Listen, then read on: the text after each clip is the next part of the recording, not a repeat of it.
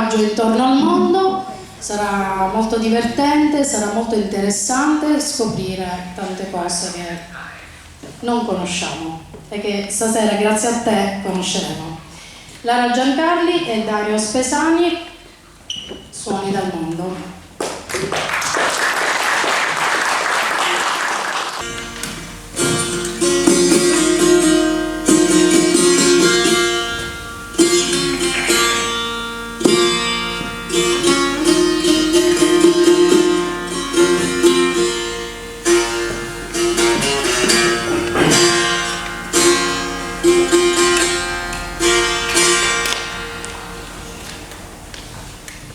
Buonasera signori, io ho iniziato questa sera, dato che ogni conferenza non è mai uguale, ho iniziato con uno strumento iraniano, che in realtà è uno strumento persiano, perché prima dell'Iran c'era la Persia, e non è un caso, vista la situazione attuale che stiamo vivendo nel mondo. I persiani insegnarono molte cose agli arabi, perché un conto sono i persiani e un conto gli arabi. Parlerò di musica, ma parlerò molto di tutto quello che riguarda la storia geopolitica del passato e non del presente, che è quello che mi interessa, è quello del passato, e di tutto il discorso antropologico. I persiani entrarono in contatto con gli arabi e spiegarono una cosa fondamentale: si poteva costruire un liuto utilizzando il legno e sulla parte della cassa armonica, anziché mettere la pelle come facevano gli arabi, mettere del legno, perché dava delle frequenze più definite, più qualità. Esempio pratico potrebbe essere tra un banjo e una chitarra. Il banjo ha una tipologia di suono che è leggermente diverso, perché l'onda sonora è incostante, è leggermente incostante perché il ponte, ovvero questa parte qui dove sono appoggiate le corde, si appoggia su una pelle, e la pelle chiaramente è diversa dal legno, si muove, ha dei micro movimenti e quindi il suono resta leggermente, dico leggermente, indeterminato, perché parlare di strumento col suono indeterminato è una tipologia di discorso, mentre se parlo leggermente indeterminato è un altro paio di maniche. Questa è una questione tecnica proprio dal punto di vista etnomusicologico. E da lì iniziarono una serie di contaminazioni musicali, tant'è vero che poi lo strumento cardine della musica araba è l'oud. Oud in arabo significa legno, e infatti l'oud è lo strumento che viene fuori dall'evoluzione di questo che è umano, che è un setar persiano. Da qui viene fuori l'oud, viene fuori il saz, baglamat turco e tutti i liuti medio orientali, fino ai liuti rinascimentali che abbiamo avuto in Europa. Quando vedete tutti i vari strumenti nei film medievali, vedete ci sono dei liuti particolari che assomigliano un po' all'oud arabo, ovvero che hanno qui la parte della paletta leggermente spostata, con delle grandi casse armoniche molto lavorate. Tutto parte dal setar persiano. Anche il sitar indiano, che è quello strumento con tantissime corde, dove alcune corde vibrano per simpatia, ovvero senza essere toccate, vibrano ascoltando la vibrazione delle altre corde, e deriva tutto da questo strumento qui. Quindi da qui c'è la base di tutto. I persiani, questa è una quadratura in si bemolle, i persiani per loro il si bemolle è il do, quindi capite già c'è anche una differenza dal punto di vista proprio grammatico musicale. Il do che noi consideriamo per loro è il si bemolle, quindi un tono sotto alla normale concezione. Questo diciamo era una breve introduzione che secondo me era fondamentale fare. Allora, per quello che riguarda la musica, innanzitutto io vorrei fare un distinguo fondamentale. Innanzitutto la musica nasce in epoche remote, anche se alcuni parlano di preistoria, nasce la musica, c'è il famoso, questo è quello che leggiamo sui libri, c'è il famoso tronco concavo, arriva il primitivo, lo comincia a percuotere e suona sni. Ufficialmente sì, però dico sni perché alla fine l'uomo non è come prima cosa ha avuto quello di creare il ritmo. La prima cosa che ha fatto l'uomo dal punto di vista storico è quella di creare i suoni della natura, copiare i suoni della natura, ok? Quindi da lì parte tutto. Il primo strumento della storia che è considerato tale è il rombo e si trova in Australia, si è trovato in Australia più di 60.000 anni fa, cifra più, cifra meno, e era uno strumento che era un pezzo di legno con una corda che veniva girato e emetteva un suono particolare vicino al fruscio degli alberi, una cosa simile a questo. E chiaramente è un discorso quello chiaramente particolare, perché è legato proprio alla natura. Da lì in avanti ci sono stati tanti altri strumenti prima di arrivare al discorso ritmico. Allora vi dicevo che praticamente si partiva dal discorso di copiare la natura si copiava in diversi modi, si prendevano delle noci vuote, si univano insieme e si formavano dei sonagli che riprendevano un po' quello che era il suono di un ruscello. Da lì è partito il discorso, non era tanto il ritmo è arrivato molto dopo, inconsciamente. Prima si è passato a copiare i suoni della natura.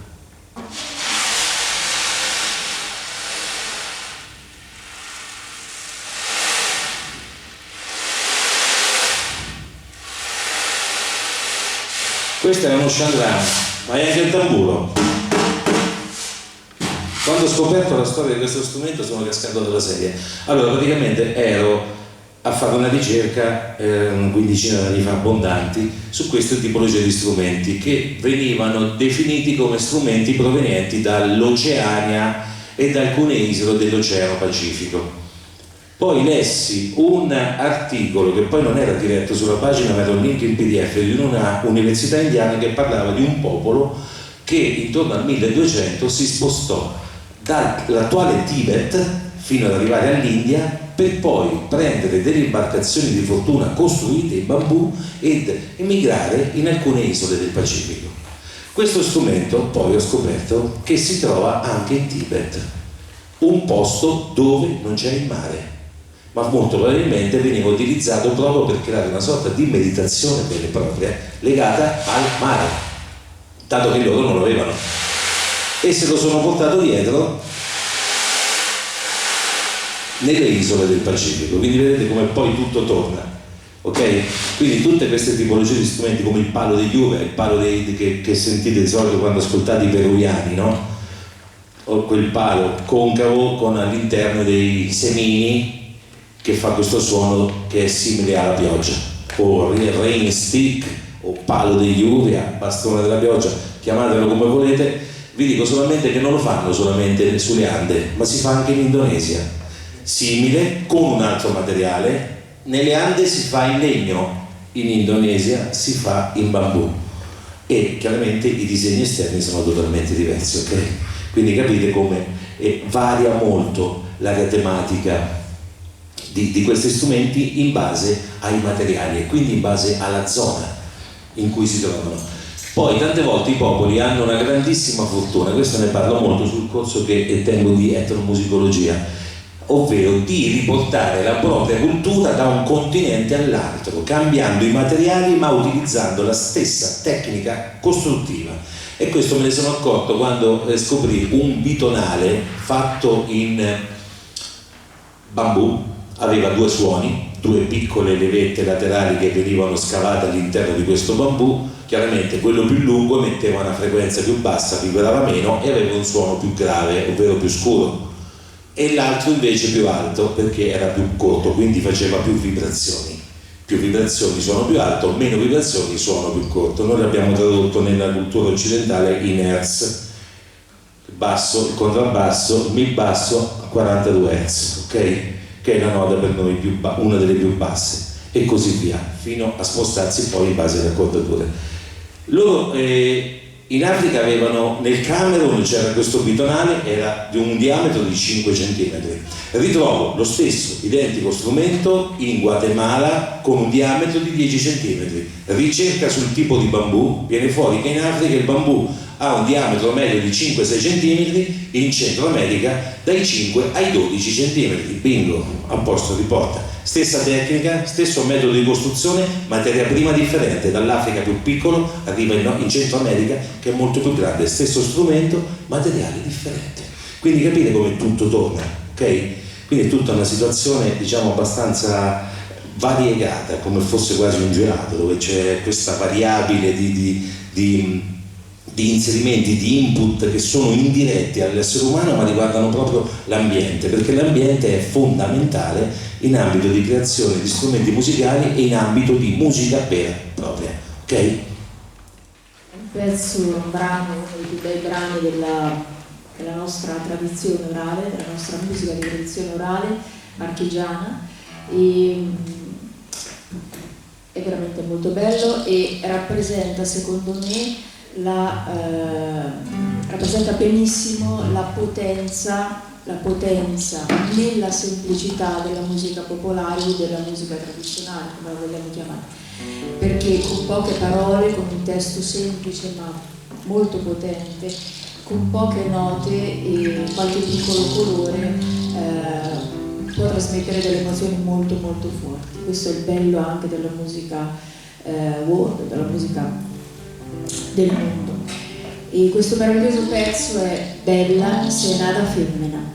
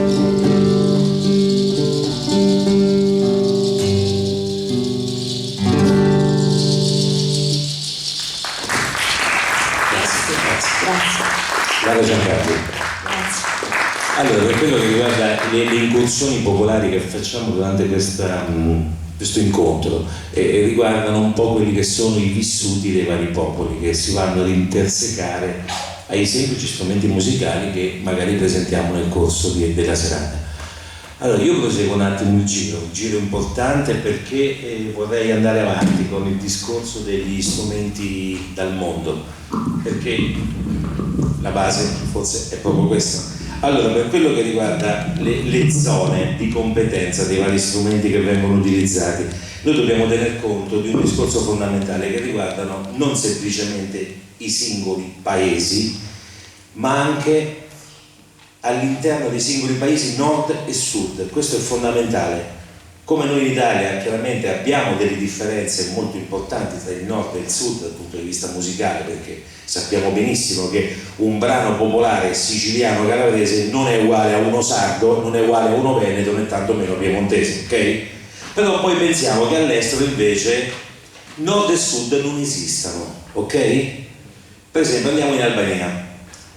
Ci sono degli strumenti caratteristici della cultura albanese che sono fantastici, la uta, che è quello strumento ad una corda con l'archetto, c'è il ciftele che adesso lo sentiamo, ci sono delle percussioni tipiche dei pastori che si trovano solo nel nord dell'Albania, ma non al sud non sono quel tipo di tipologia di strumenti, ok? La stessa cosa capita in Iran. In Iran io ho presentato il setar lo troviamo dappertutto, ma l'altro strumento che vi presenterò si trova solo nel sud dell'Iran, ok?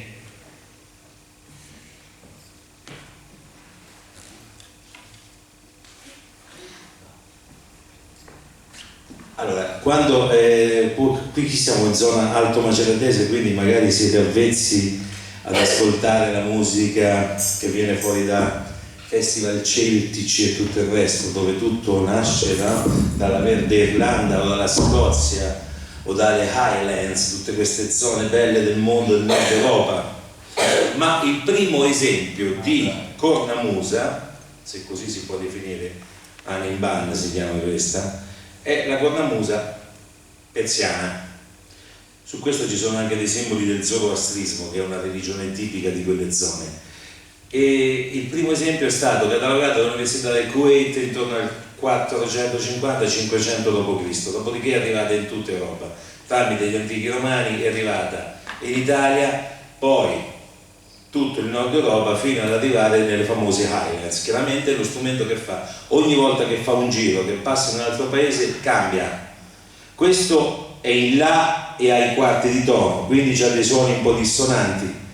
Poi in Europa è arrivato presto, sono arrivate le pive dell'Appennino, quelle medievali, poi sono arrivate le zampogne, gli zampognari, quelli molisani, abruzzesi, che poi salivano su e facevano questi scanti, questi suoni, queste melodie natalizie, scusate il termine refuso, queste melodie natalizie. E poi sono arrivati in Irlanda. In Irlanda la cornamusa non si soffia, non è più uno strumento ad aria calda, ovvero l'aria che io soffio entro in una sacca.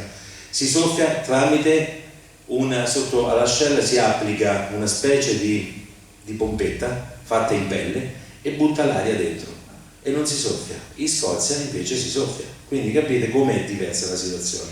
Allora questo è uno strumento un po' insolito, ci vuole un po' gonfiarlo, però dato che in Italia penso che ce l'abbia solo io questo, quindi siete fortunati che sentite il vero suono della prima cornamusa.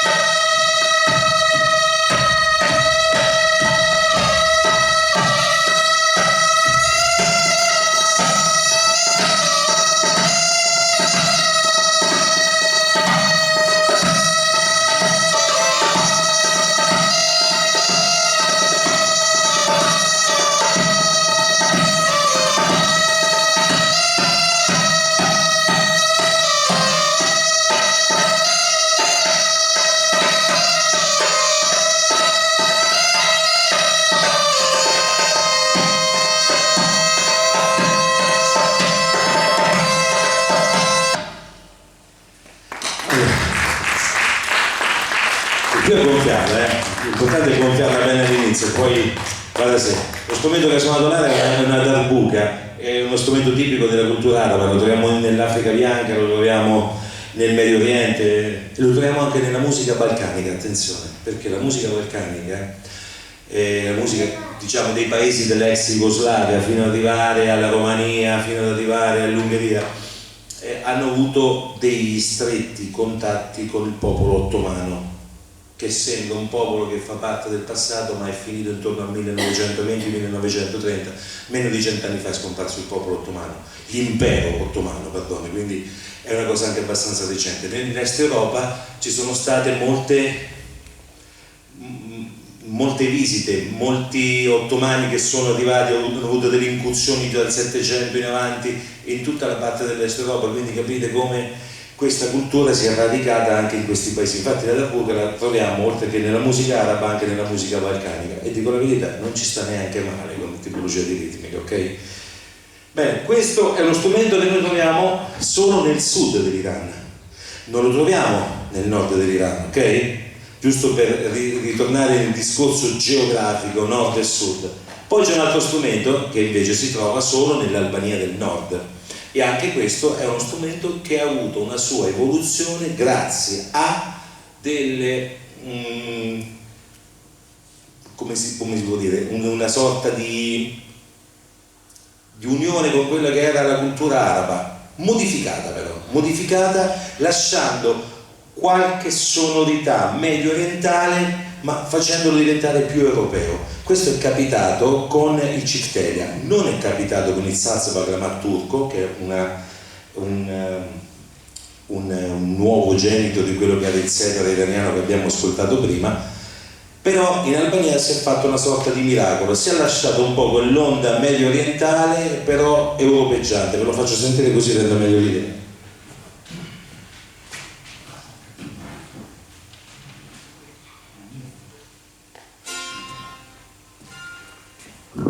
Allora, questo è semplice perché è uno strumento a due corde, ok?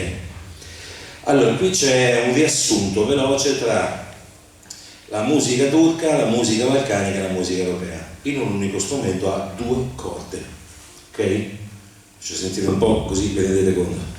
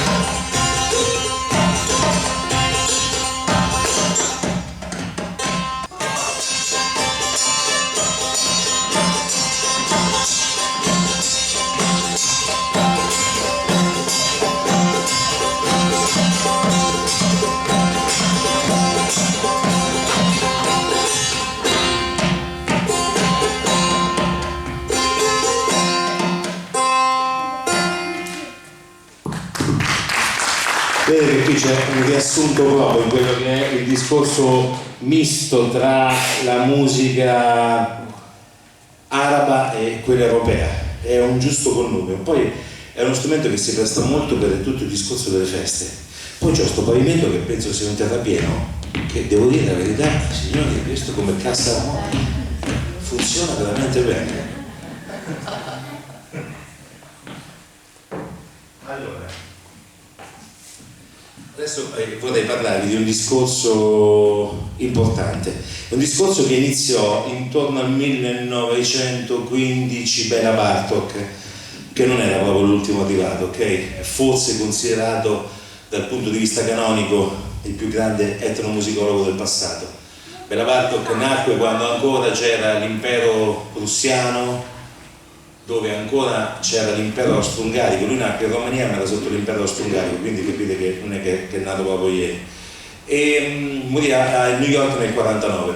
Lui fece una serie di studi importantissimi legati a due aree tematiche: l'utilizzo della pentatonica nei vari popoli inconsapevolmente, l'utilizzo inconsapevole della pentatonica, e poi vi spiego quali sono i popoli, e un altro discorso era inerente il ritmo bulgaro, ovvero la variazione continua su un brano con più tempi. E guarda caso questo tipo di variazione la ritroviamo anche da tutt'altra parte del mondo. Parto dalla pentatonica. Innanzitutto è una parolaccia, pentatonica capisco che è una parolaccia. Pentatonica, 5 toni. Una pentatonica in una determinata tonalità va bene sia per modo maggiore che modo minore. Andiamo un po' più nello specifico. Il modo minore è quello un po' più triste, ve la metto facile. Il modo più allegro, più divertente è quello maggiore. Ok? Ve la metto proprio semplice, questa è l'armonia. Ci sono persone che studiano anni l'armonia, quindi ve la dico in due parole, anzi sì, per cui potrebbe anche chiaro per questo, però non ho tempo. La pentatonica sono 5 note. La pentatonica di Do sono do, re, mi, sol e la, punto, finito, 5 note, stop, c'è nient'altro. Ora Bela Bartok, facendo dei vari studi, che ha scoperto che la pentatonica la usavano i cinesi antichi, la utilizzavano gli indiani d'India, in India, gli indiani veri in India, e lo utilizzavano i nativi americani, pelle rossa. Tutta questa gente utilizzava la pentatonica, e mentre per i cinesi era sicuro che ne conosceva il perché, dato che i cinesi hanno creato questo strumento 2500 anni fa e lavora con la pentatonica, gli nativi americani non ne siamo proprio sicuri che forse sapessero il perché di questa pentatonica, però la utilizzavano inconsciamente. Quindi vedete ancora una volta come questi popoli si uniscono insieme anche a distanza, facendo le stesse cose, in maniera diversa ma facendo le stesse cose, ok? E Bela Bartok scoprì anche, studiò attentamente quello che era il ritmo bulgaro. Il ritmo bulgaro è una variazione costante. Noi siamo abituati a vedere una canzone che magari è 1, 2, 3, 4, 1, 2, 3, 4, ok. Nel ritmo bulgaro dell'est Europa o nel ritmo dei nativi americani, in nello stesso brano ci potevano essere 3-4 ritmi. Quindi magari il brano partiva con 1, 2, 3, 4, poi arrivava magari fino al 4 quarti e andava in 5 quarti, quindi 1, 2, 3, 4, 5, 1, 2, 3, 4, 5, 1, 2, 3, 1, 2, 3, 1, 2, 3, 1, 2, 3.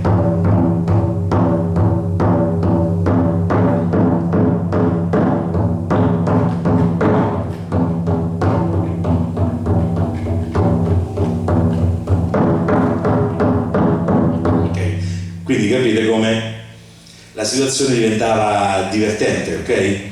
Però mentre nell'est Europa nel ritmo bulgaro c'era proprio il brano che era studiato con una variazione veloce, quindi magari 4 battute, 8 battute e poi c'era il cambio, nei nativi americani il brano poteva durare anche un quarto d'ora e poteva iniziare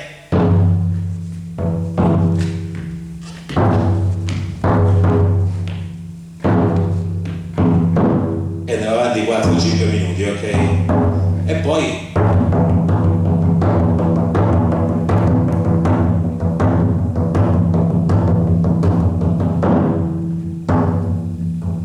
quindi era più lungo il discorso, ok? Quindi vedete come questi popoli, senza conoscersi, utilizzavano le stesse metodologie dal punto di vista del ritmo e in alcuni casi della melodia, ok? Quindi tutto alla fin fine nella testa umana, a qualunque altitudine o latitudine ti trovi, alla fin fine ragioni allo stesso, identico modo, quindi fa parte del DNA. Sono dei discorsi che sono insiti in noi a livello atavico, quindi ci ritroviamo dietro da generazioni precedenti e ancora. E la stessa cosa Bela Bartok ne ha fatto un bel trattato e ce l'ha trasmesso a noi, solo che poi questi trattati di Bela Bartok hanno fatto una finaccia, perché non è che si trovano facilmente in giro, si trovano magari nelle versioni usate, le nuove, non vengono più ristampate, mi sembra. Allora Migelara giustamente mi diceva una cosa importante, perché dato noi abbiamo in repertorio un brano molto carino, che sentito, la Voglio essere tamburo, che è una poesia di José Caveriña, che è un poeta del Mozambico, e la grande Joyce Russo ha tradotto questa poesia di Caveriña e ne è uscita una poesia veramente molto molto bella, forte, potente, in cui c'è tutta l'Africa dentro, veramente tutta l'Africa, e nei nostri concerti recitiamo questa poesia e con l'accompagnamento di strumenti che ci possono portare un po', ecco, in giro per il mondo, soprattutto nel continente africano. Qui abbiamo una Saluti Box, che è il disignano dell'organo indiano. Questo è uno strumento che permette la meditazione, permette il vocalizzo in una tonalità ben precisa, perché ci sono le 7 note più le 5 alterazioni e c'è anche un do un'ottava più alta.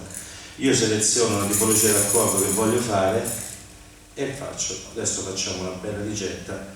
Io farò un accordo di La minore.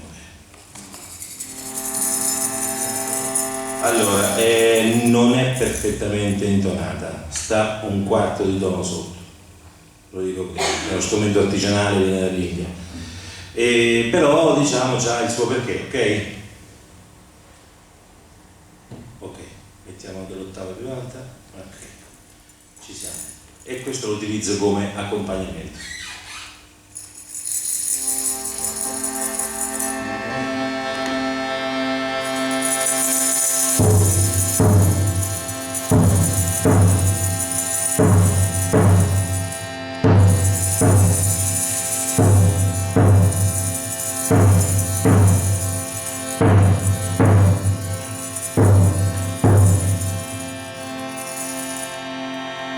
Tamburo è vecchio di grida, o vecchio Dio degli uomini, lascia che io sia tamburo, corpo e anima, solo tamburo che grida nella notte calda dei tropici, e nemmeno fiore, nato nello starbeto della disperazione, né fiume che corre verso il mare per disperazione, né zagaia temprata alla viva luce della disperazione, né poesia forgiata nel rosso dolore della disperazione, né nulla.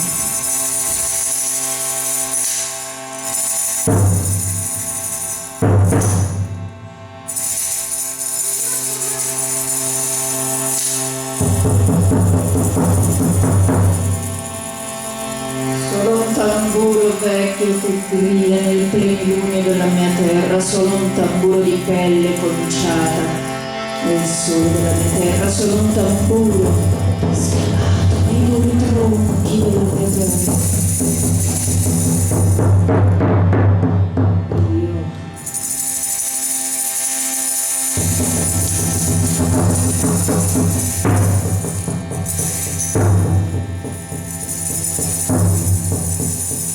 Solo un tamburo che fa scoppiare il silenzio amaro di Mafalana, solo un tamburo vecchio sanguinante, il batusce del mondo, solo un tamburo perduto, nel buio della notte perduta.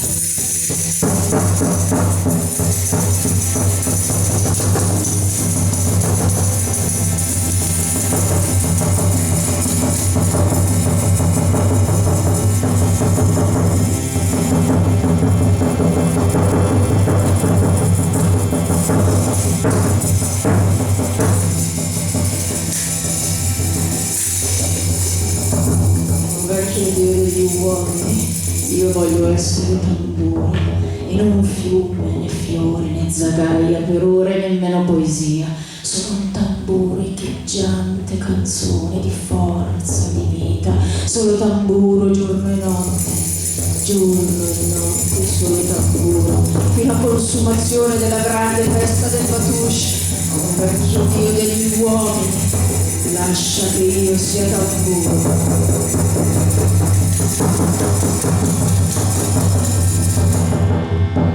Solo tamburo.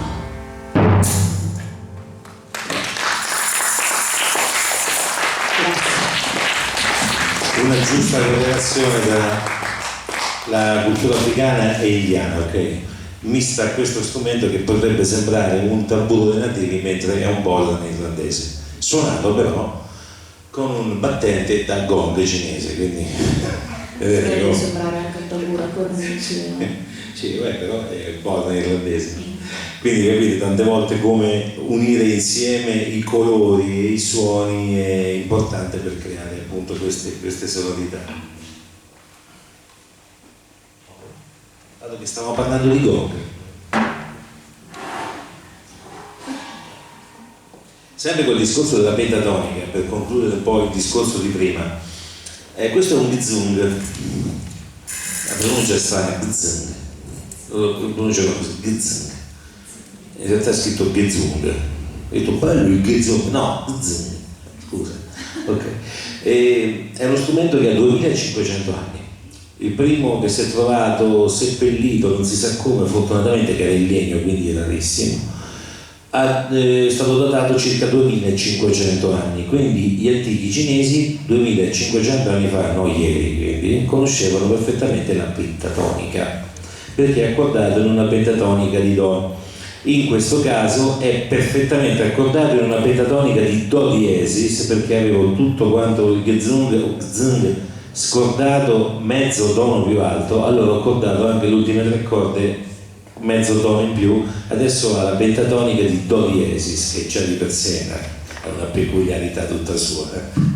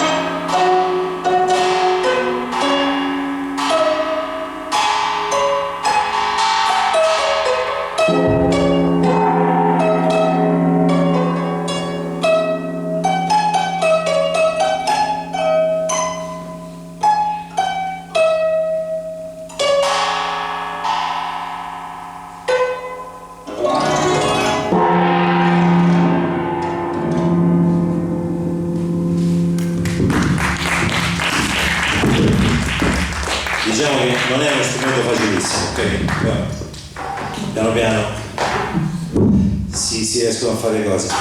2500 anni, signori, quindi capite che parliamo di uno strumento che ne ha raccontate molte. Sempre dalla Cina antica, viene questo strumento che è il celebre flauto ulusi. Il flauto ulusi è quello che viene considerato il suono della seta, perché ha una sonorità particolare. Innanzitutto è uno strumento che ha un doppio bordone. Allora, il bordone cos'è? Il bordone è una nota continua. Vi faccio un esempio con la voce di bordone. Vado, faccio il bordone, tu vai. Io faccio un bordone con una nota e Lara fa un'improvvisazione. Vediamo che succede.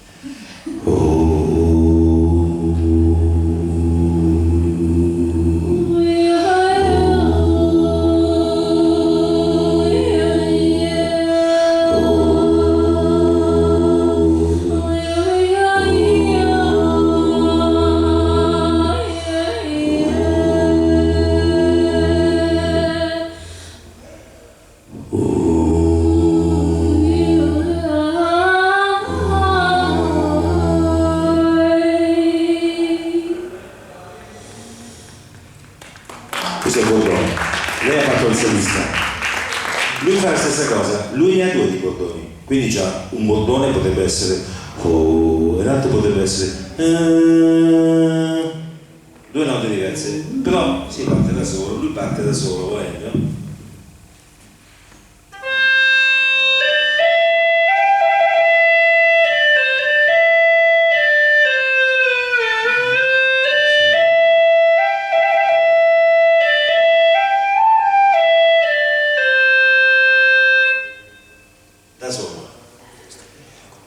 Primo bordone, e già sentite la differenza.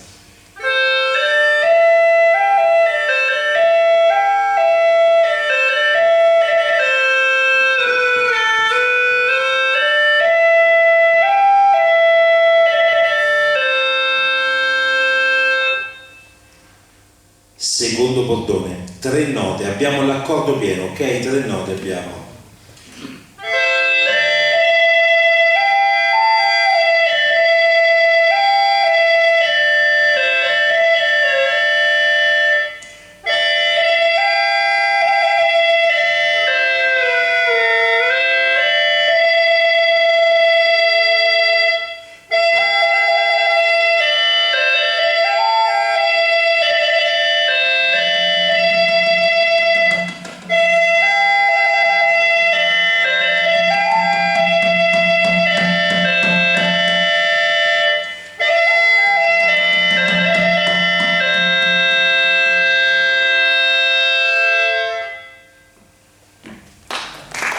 Fluti o lusi, okay.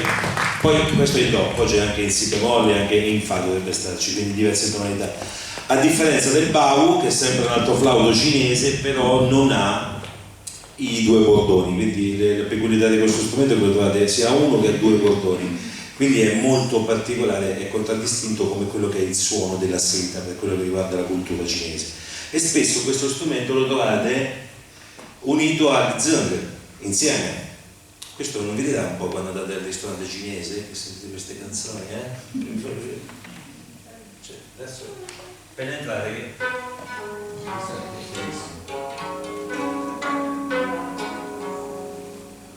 La musica tradizionale infatti è fatta con questo strumento, quindi quando andate al cinese sentite questa roba, ok? Quindi adesso è bello perché ogni volta che andate al cinese vi ricorderete di noi, questo è fantastico. Allora, io chiudo la panoramica con gli strumenti orientali, con questo che è il daf, il tamburo daf, è un tamburo fondamentale per quello che riguarda la cultura persiana e la cultura sufi. Il daf è uno strumento che può essere utilizzato in solitario oppure in gruppi di persone. Nelle cerimonie sufi, che durano anche svariate ore, si procede in cerchio con l'utilizzo di ognuno di questo strumento qui. Dietro ha degli anelli che danno una ritmica aggiuntiva e per loro rappresenta l'unione delle varie anime, quindi c'è anche un discorso molto legato alla spiritualità, perché chiaramente il movimento Sufi è un movimento molto molto spirituale. Si parte da un ritmo base che poi va a crescere, ok? Quindi magari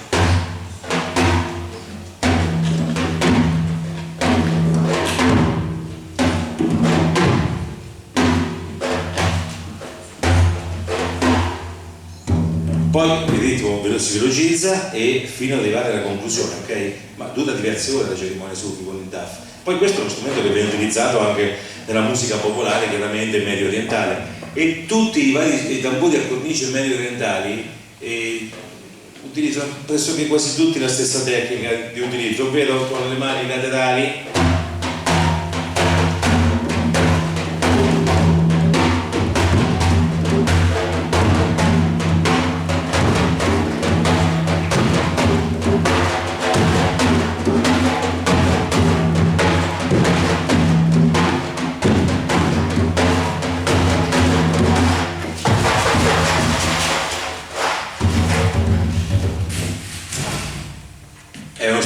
che ha una certa storia. Poi là c'ha delle cosine di imperterra che sono molto interessanti. Lì c'è un mondo, l'imperterra c'è un mondo. Lei prima ha utilizzato, che ha utilizzato il dizionario, vero? Ho utilizzato le unghie di capra,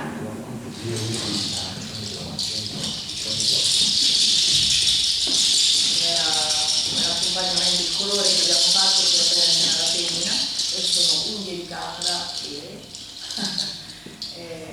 ci si ingegna. Provenienza Ecuador. Equadoregno. Poi abbiamo il Questo è brasiliano, cascisci. cascisci brasiliano. Questo si usa anche con il berimbau, quando si fa la capoeira nei balli tipici nella lotta figurata brasiliana. Poi abbiamo un mini, sembrerebbe un cajon, solo che fa. Non spiega bene. Non si può vedere sopra come il cavolo, però è molto, molto bello. E poi magari possiamo fare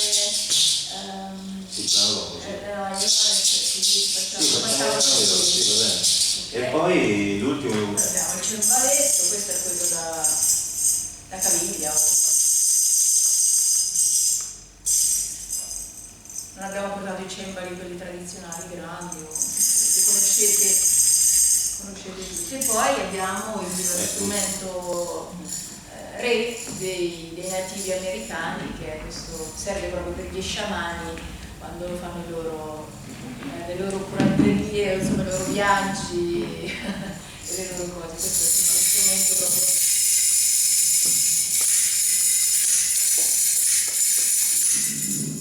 meraviglioso, secondo me. Ci porta veramente da un'altra parte. Poi ne abbiamo tanti altri perché abbiamo il Museo della Musica Popolare e del Mondo di Monte Giorgio, dove ci sono esposti, si possono anche ascoltare 170 strumenti del mondo, quindi abbiamo portato una 5% di quello che c'è al museo, stretto necessario. Come quando andate, le donne vanno in giro con la pochette che c'è dentro, solamente il cellulare, l'accendino, un pacchettino di sigarette e basta. Abbiamo portato quella pochette del museo, ok? In totale sono arrivati a 170-171 strumenti da tutto il mondo, ce ne sono veramente di tutti i tipi e ci sono anche degli strumenti di musica sperimentale. Vi aspettiamo, anzi, veniteci a trovare, basta fare una telefonata e noi siamo là. Allora facciamo un pezzo sudamericano, poi chiudiamo con uno strumento insolito.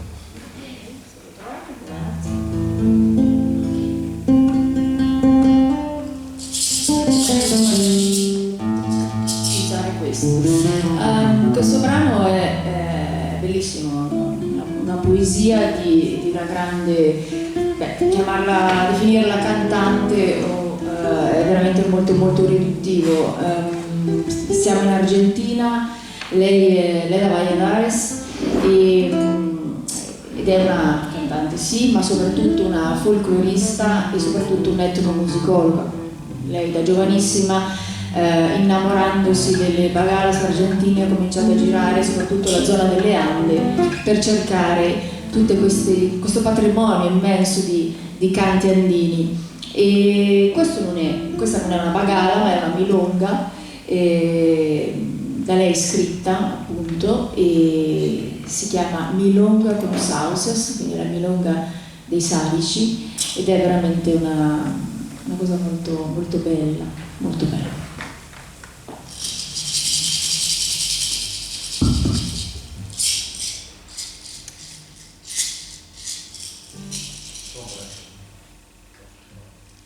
Prova.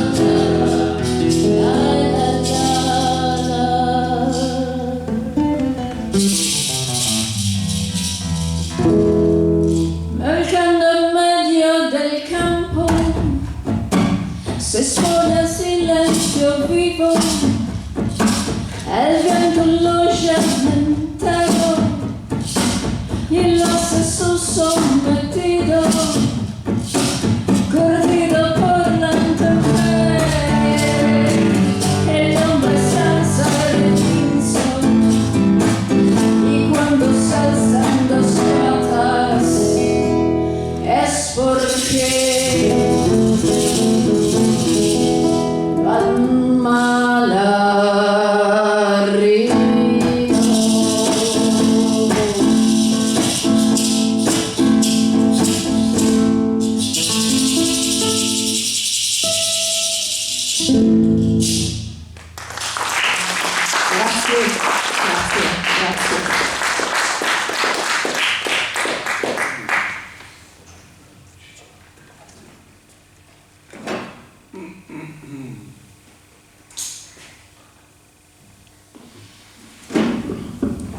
Allora, chiaramente l'evoluzione dei metalli ha portato all'ideazione nei primi anni del 2000 di nuovi strumenti.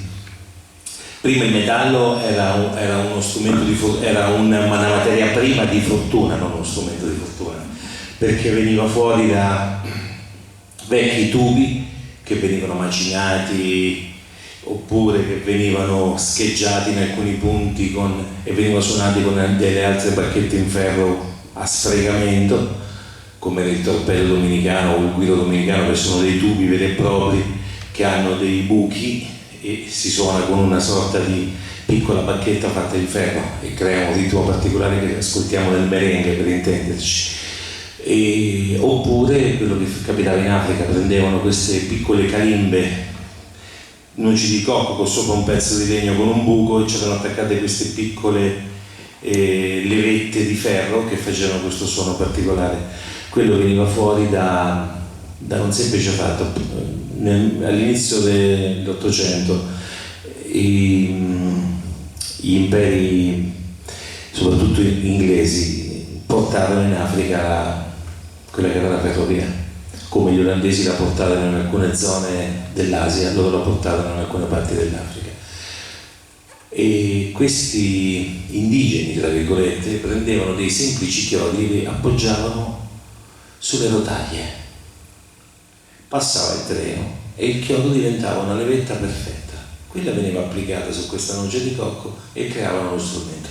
Perché il ferro non è che potevano lavorarlo, non avevano industrie o aziende che riuscivano a fare questa tipologia di lavoro, perché lavorare il ferro non è come lavorare il legno o il bambù, è un discorso molto diverso. Poi grazie alle tecniche moderne poi si è arrivato a fare molto di più, già dagli anni 20, dagli anni 30, e per esempio se andiamo in Giamaica troviamo tanti strumenti tipo la steel drum, sono quegli strumenti che si usano nel calypso, quei bidoni grandi che hanno tante tonalità, che hanno tanti suoni, si suonano quelle bacchette, sono strumenti a percussione e con una vibrazione definita perché mettono note perfette, accordate.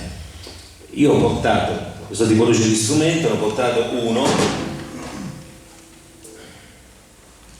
che poi sono tutti strumenti che vengono utilizzati soprattutto oggigiorno nell'olistica, si sentono perché comunque danno quelle sonorità rilassanti. Questo è intonato in do, quindi è una tonalità maggiore, fresca, tranquilla e diciamo tra virgolette rilassante. Poi dopo c'è tutto un discorso legato alle discipline olistiche che attribuiscono le varie note ai singoli chakra, quindi vibrazioni, quindi una serie di discorsi, i 432 Hz, tutta sta roba qui che sarebbe la vibrazione dell'universo, corrisponde alla vibrazione della Terra, corrisponde alla vibrazione della cellula umana, quindi ascoltando delle sonorità con un'accordatura a 432 Hz dell'auto, automaticamente uno sta meglio e di frescaccia se ne arrivano tante.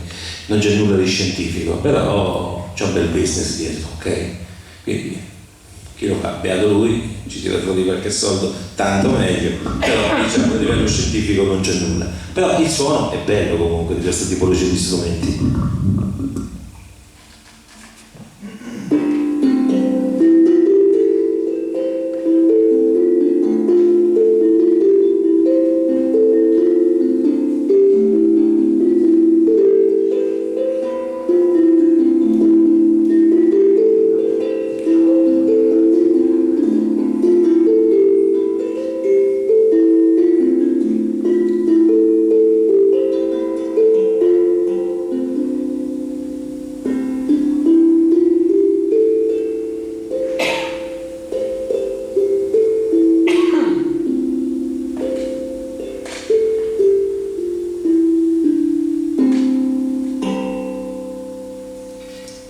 semplice.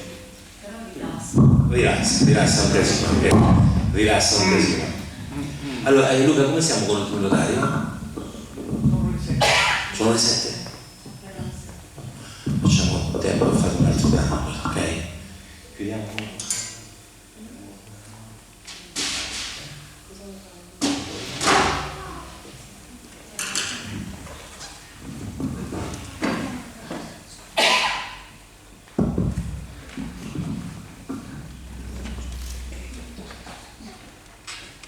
Andiamo a Cuba, facciamo un salto a Cuba.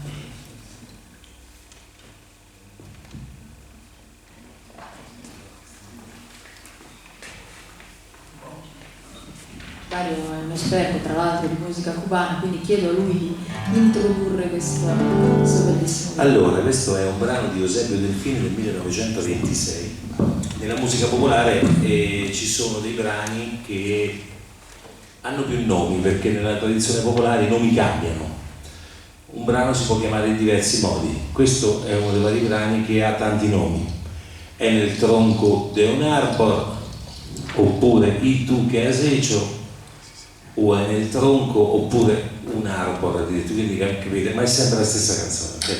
Racconta una storia, una favoletta tra un uomo e una donna, però non si capisce subito che è un rapporto tra uomo e donna, perché inizia con sul tronco di un albero una niña, una ragazzina, incise il suo nome, molto felice di questa cosa che aveva fatto, e l'albero, commosso dal fatto che aveva inciso il suo nome sul suo tronco, gli fece cadere un fiore.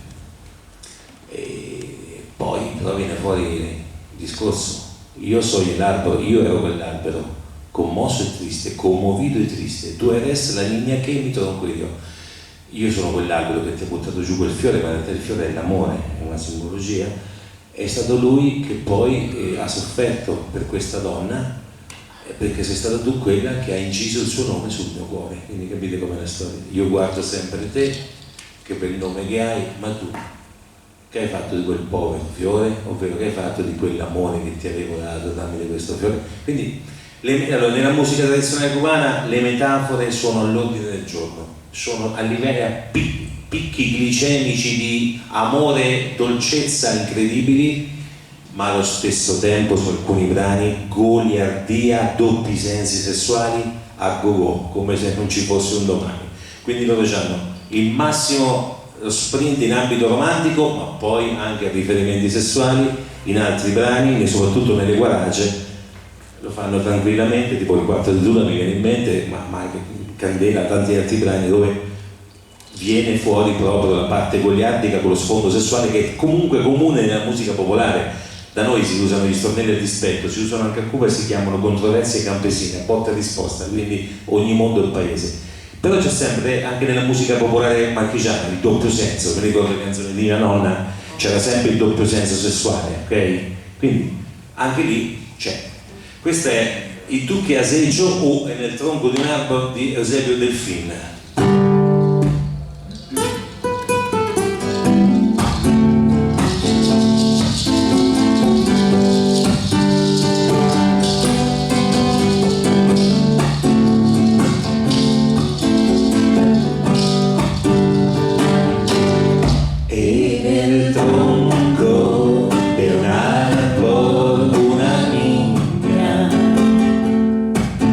Grabó su nombre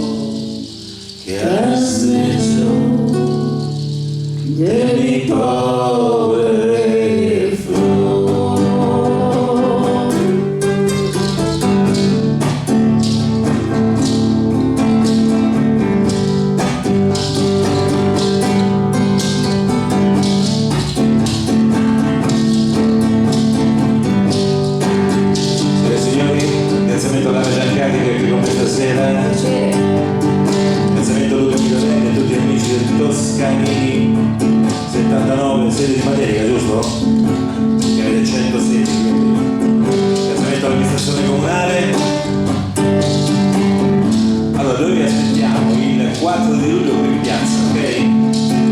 Facciamo una bella serata di musica tradizionale cubana. Omenai canzone al tour di Buena Vista. Dario Spesani. Grazie signori.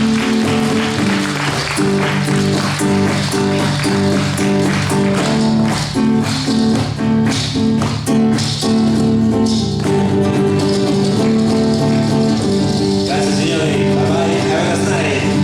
Grazie. Seguiteci sui social, seguiteci ovunque, noi siamo l'associazione Worldland con sede a Montegiorgio. Avete anche il programma del festival? Sì, esatto, prego. Ce l'avete? Sulle serie? Ce l'hanno, esatto, Sì, quello è il esatto. nostro festival di musica e suoni dal mondo, edizione 2025, vi aspettiamo, fate un salto da noi, insomma, a Montegiorgio e alcuni altri, insomma, varie collaborazioni comuni, insomma, del Fermano, ma non solo. Grazie, grazie ancora, ciao a tutti, grazie.